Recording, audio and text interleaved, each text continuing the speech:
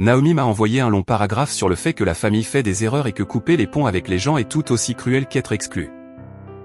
Darren a enchaîné avec une déviation classique, tu as toujours pris les choses trop personnellement, c'est pourquoi nous ne t'avons pas inclus. C'était plus facile comme ça, plus facile pour eux.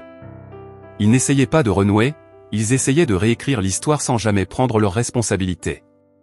Ce qu'ils voulaient vraiment, ce n'était pas moi, c'était l'image, le succès, ils pouvaient maintenant s'attacher à la maison artisanale, la renommée locale, leur brebis galeuse était devenue dorée et maintenant ils voulaient faire comme s'ils avaient cru en moi depuis le début, mais je ne jouais pas le jeu.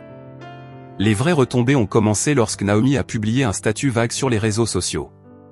Quand la famille vous tourne le dos après avoir essayé de faire amende honorable, la douleur est irréelle, laissez place aux commentaires compatissants d'amis qui n'avaient aucune idée de ce qui s'était réellement passé.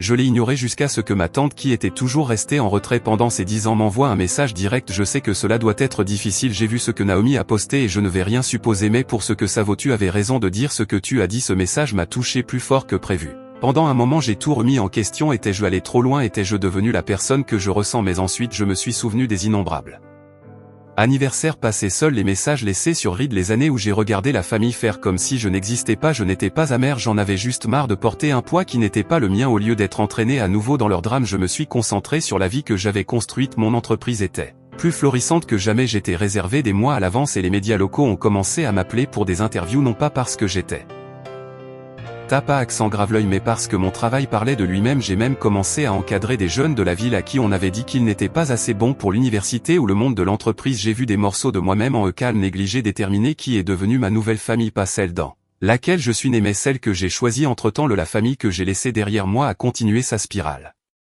Naomi a publié une autre mise à jour passive-agressive sur ses frères et sœurs qui se croient tout permis. Darren m'a envoyé un long email essayant de se faire passer pour le médiateur qui a toujours essayé de m'inclure, moi et ma mère. Il a finalement eu recours à l'envoi d'une carte de Noël avec un mot manuscrit. Reviens à la maison quand tu seras prêt à faire à nouveau partie de la famille. Mais j'étais à la maison. Je l'avais construit de mes propres mains. Le plus grand changement s'est produit un soir où j'ai reçu un coup à ma porte, non pas de leur part, mais de quelqu'un que je n'avais pas vu depuis plus de 15 ans. Ma cousine Rachel, elle avait l'air plus âgée, fatiguée mais sincère. Elle n'est pas venue avec des excuses, elle a répété, elle est venue avec la vérité.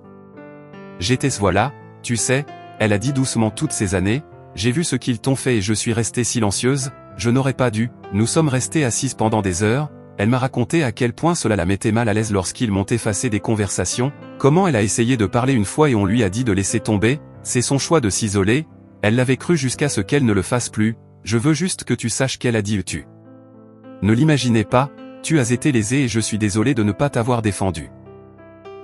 Ce moment n'a pas tout guéri, mais il comptait, il a prouvé que je n'étais pas seul, que même en silence quelqu'un avait vu la vérité. Dans les mois qui ont suivi, j'ai continué à grandir personnellement, professionnellement, émotionnellement. Je n'essayais plus de prouver quoi que ce soit, je vivais simplement ma vie selon mes propres conditions. Mais ensuite est arrivé le rebondissement que je n'avais pas vu venir. Un soir au début du printemps, j'ai reçu une lettre par la poste officielle timbrée légale, je l'ai ouverte et j'ai senti mon estomac se serrer. Mon père était décédé, ce n'était pas soudain, il était malade depuis un certain temps, bien que personne n'ait pris la peine de me le dire. La lettre ne venait pas de ma famille, c'était de son avocat, mon nom était dessus parce qu'il m'avait laissé quelque chose, pas de l'argent, pas de terre, un journal. À l'intérieur était l'écriture de mon père, raide, décolorée mais indéniablement la sienne, et ce que j'ai trouvé dans ces pages a changé tout.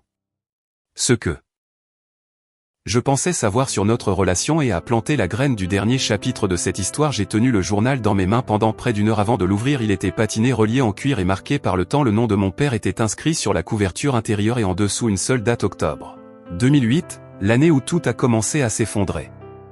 En feuilletant les pages, il est devenu clair que ce n'était pas seulement un journal intime, c'était une confession, page après page. Il a relaté les fissures dans notre famille. Il a écrit sur la pression de maintenir une image, la famille qui a réussi, les enfants accomplis, l'illusion de l'unité. Il a admis que lorsque j'ai choisi la menuiserie plutôt que l'université, il a paniqué, non pas par haine, mais par peur. Je ne savais pas comment te défendre. Une entrée disait, je pensais que si je l'ignorais, te mettais de côté, tu reviendrais. J'avais tort à chaque fois que je t'excluais. J'ai aussi brisé quelque chose en moi. Il y avait de la douleur dans ses mots, des regrets, mais aussi de la lâcheté. Il avait choisi le silence plutôt que l'amour, l'image plutôt que l'intégrité, et il avait emporté cette culpabilité dans la tombe. Mais la dernière entrée est la plus dure. Si vous lisez ceci, cela signifie que je suis parti et je sais que je n'ai aucun droit de vous demander quoi que ce soit, mais je vous ai laissé cela parce que vous méritez d'être entendu, vous méritez mieux et vous méritez de décider de la suite. Cette phrase a résonné dans mon esprit pendant des jours. Je ne suis pas allé à l'enterrement. Naomi a pris soin de publier des photos glamour en noir et blanc. Des photos de ça sur les réseaux sociaux en train de pleurer avec des lunettes de soleil de créateur d'arène debout sur le podium avec un visage solennel. C'était de l'art de la performance et je ne voulais pas en faire partie, mais j'ai pris une décision. Une semaine plus tard, j'ai fait livrer une lettre manuscrite et scellée à la maison de ma mère. J'y ai joint une copie de la dernière entrée du journal de mon père. Pas de commentaires, pas d'insultes, juste la vérité qu'il avait cachée pendant des années, et en dessous une phrase de moi: tu m'as effacé pendant 10 ans, laisse-moi te rappeler que je n'étais jamais parti, tu n'as juste pas cherché assez fort. Ça aurait dû être la fin, mais la vie donne rarement des sorties propres. 2 mois plus tard, Naomi s'est présentée à mon atelier sans avertissement, pas d'appel, juste entrée comme si elle ne m'avait pas bloqué depuis 10 ans.